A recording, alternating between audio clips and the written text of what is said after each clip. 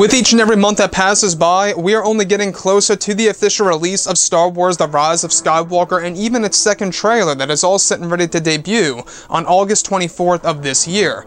This is Mike Zero. Make sure to subscribe if you're new to the channel for future Star Wars content. Now, by far, I think it's pretty safe to say that one of the more interesting aspects of Episode 9 by JJ is, of course, Kylo Ren's endgame and Rey's path in this story and exactly where they really are going to end up being at the very end of Episode 9. I think that's one of the more strong points of the Episode 9 story itself, is wondering exactly where that's all really going to go. Now, we do know that The Rise of Skywalker has a lot in store for the fans by JJ. He's got a lot of tricks up his sleeve. Even Eunice Watama, who played Chewbacca a couple of days ago, he said that when he saw this movie, or at least most of it from what he filmed, that this whole entire movie is a "I did not see that coming" moment. So that speaks a lot. Now, these past couple of weeks or so, we've been learning a whole lot more about this film, and when it all comes down to one of the concept art descriptions and one of the set leaks, this is where things begin to get very intense for Episode 9. Now, specifically, what's really intriguing about all of this is that it's described that one of the scenes that were shot during the month of January involved a sequence where Adam Driver and Daisy Ridley were on set, where it said that they were both in front of the Millennium Falcon, where Adam Driver was holding Rey in his arms, like a bride, with a hood over his head, where Adam Driver was described to be crying for the scene.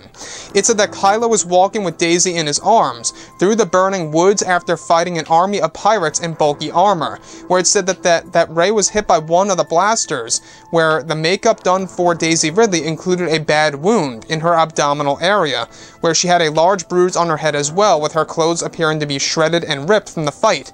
Eventually, it's described that Adam, as Kylo, put Rey down on the ground and rests his hand on her forehead with no luck of her regaining consciousness. It said that this is a scene where Kylo Ren gets very angry and uses his crossguards, striking down the pirates one by one in the middle of the woods. The scene is said to take place at the very end of the third act of the film. So let's go over a couple of parts about this. Now, this by far is the biggest hint and or indicator of Rey's demise in Episode 9, her death if you will. And a lot of people have always been wondering on what's going to happen with Rey. Is she going to live? Is she going to die? What's going to happen with Kylo Ren? Same exact thing, right? So when we think about this film, it really does have a lot at stake. This movie is best described as an all-out war and a war to end all wars. So I want to go over the scenery here. It's described to be in the middle of the woods, in the middle of a woods that is actually said to be burning down.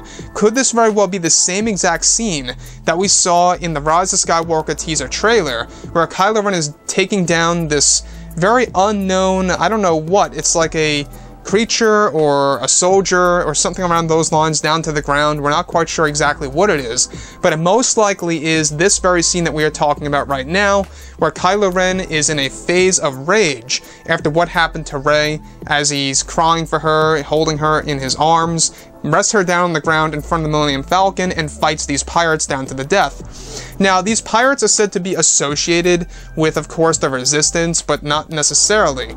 Basically, they are allies of the Resistance. We do know that the Resistance needs all the help that they can get from around the galaxy to take down the First Order.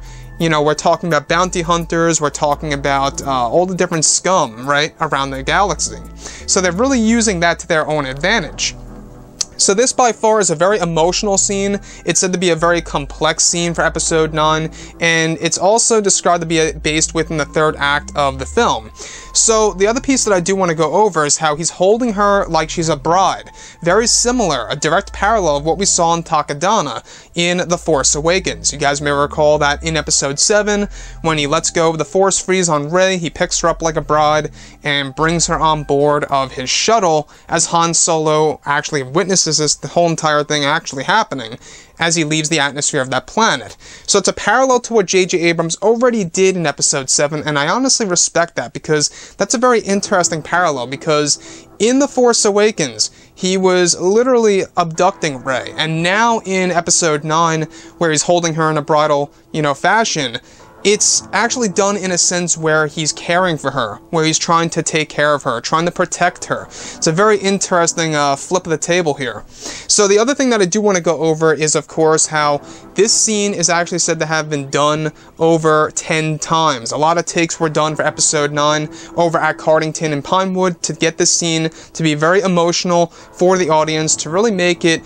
hit the audience in a very specific way. So I think that this really could very well be a got ya moment as well. You know, it may make the audience believe that Rey's dead, and then ultimately out of nowhere she comes back to life. Again, like I say, he places his hand on top of her head, very similar to what Obi-Wan did to Padme, and also very similar to what Obi-Wan did to Luke Skywalker. It's a technique that they use throughout the ways of the Force. Even Palpatine did it to a burned Anakin on Mustafar, if you guys notice, in Episode 3. So anyways, guys, drop a comment below. Let me know what you think about all of this in the comments. And if you guys did enjoy the content for today, do make sure to drop a thumbs up on this video to support the channel. I thank you all so very much for the kind support, and I'll catch you guys next time. Gun